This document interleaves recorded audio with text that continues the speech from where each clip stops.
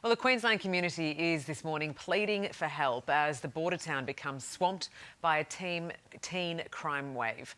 Nine's Peter Fegan spoke to Fed Up residents earlier. Goondiwindi, as the crow flies, is 4.5 hours west of Brisbane, a border town with some 6,000 people. But many in the community here say they live in fear and are being held to ransom by youth criminals. I come home from work at night. My 8-year-old daughter wakes up terrified because she thinks it's someone breaking into her house. Having to console your child when you're coming home from work is heartbreaking. In just the last 7 days, there have been 2 violent break-ins, windows of homes smashed and vehicles stolen, an elderly woman pushed to the ground. An educator here, he actually tried to defend himself and his property, and he was bashed in the mouth with a baton. Many of the stolen cars from Goondiwindi end up here in the New South Wales town of Boggabilla, a graveyard of destroyed, stolen vehicles and burnt down houses. One of the major issues facing police here in Goondiwindi is this, the border with New South Wales, because once offenders cross it, officers have limited powers to stop them. It wrecked the town completely. We invited anyone here in Gundy who's been affected by teen crime to meet us in the local park and tell their stories. We were overwhelmed with the response. 150 locals telling their stories. Graham Smith was one of those brave locals to speak up. One of them picked up a carver chair, like a big dining room chair, and cracked that over me. I thought I'm done. I really did. Now, this border town wants the premiers of both Queensland and New South Wales to come see for themselves. We haven't seen anyone from the government. Come see what's actually happening, but more than that, actually do something about it.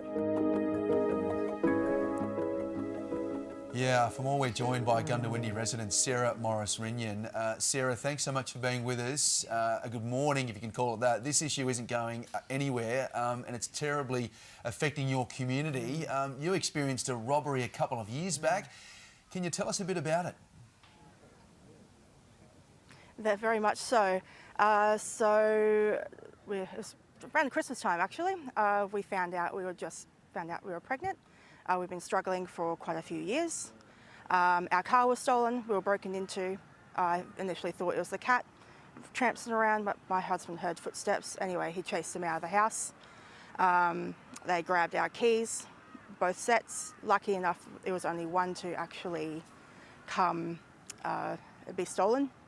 Unfortunately, that one was found burnt in Boggabilla. And due to the stress of being broken into, we unfortunately lost that pregnancy. Oh, Sarah. Yeah. It's not an easy story to tell. Basically, as many of the residents here, we're fed up. There's not much more we can do. And the powers that be can't do much anymore either. We need change in laws and jurisdictions. We need a cross-border unit. More police is a great start, but it's really not enough. Oh, Sarah, we're so sorry for what you experienced and for that loss of yours. It is just so awful. And to try and go through something like that while picking up the pieces around you that are missing is just so difficult. And we can see from the residents who've gathered behind you that you're not the only person impacted here. It must be so frustrating day in, day out to witness this kind of crime happening. It's frustrating. And unfortunately, quite a few years ago, there was respect for police. There was respect for Indigenous elders. They don't care now. Mainly because there's no fear. They can get away with what they want, when they want, they can do what they want. A lot of to be honest, we want our town back. We don't want people to have to come here and be afraid that they're going to be broken into. We've had motels broken into.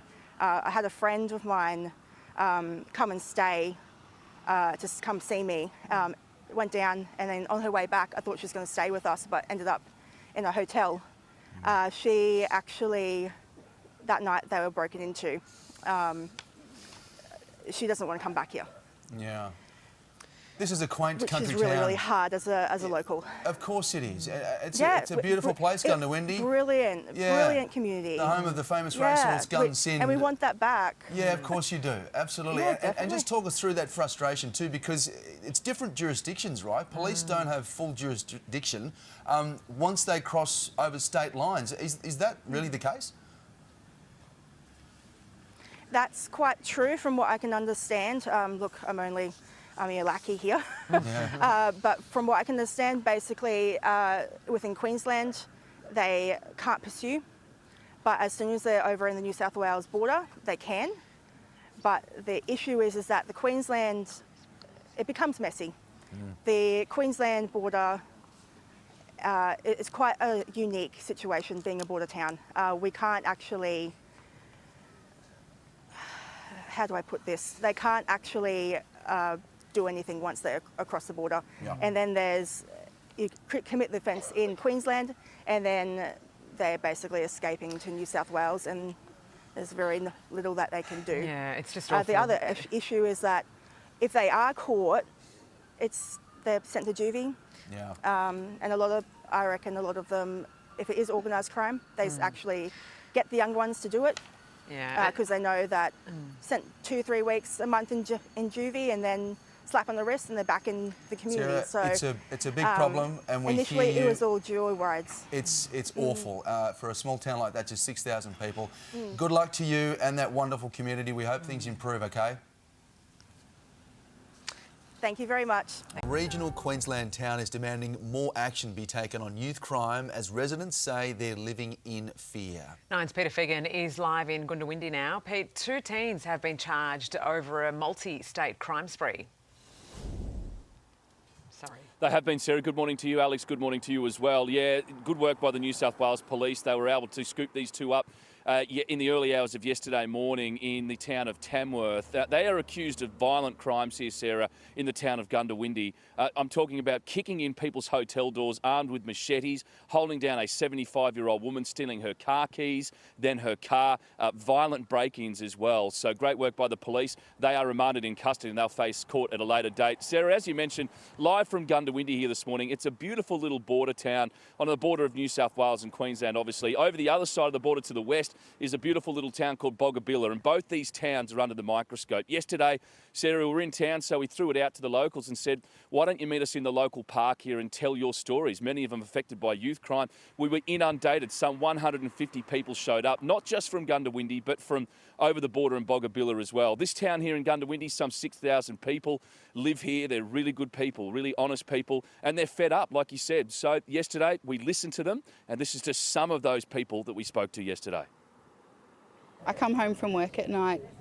My 8-year-old daughter wakes up terrified because she thinks it's someone breaking into her house. One of them picked up a carver chair, like a big dining room chair, and cracked that over me. In the middle of it, I thought I was done, to be honest. Many of them yesterday, Sarah, also challenged both New South Wales Premier Chris Minns and the Queensland Premier Stephen Miles to visit the region to get an understanding of what it's like. Questions were also raised about the number of police in both towns. I can confirm here that in Queensland, in Goondiwindi, there are 18 permanent police officers, 8 extra over the weekend just to help out. And this morning on the Today Show, the residents will gather here again today and share their thoughts live here at 7:40. Hey there, Today fans. Sarah and... What's my name again? Oh my goodness, Carl. Hey, thanks for watching our YouTube channel, though. Subscribe now for more news, special reports, and amazing Aussie stories. And Carl misbehaving, Whoa, of course. that never happens. Always happens. What's she talking about? Always happens.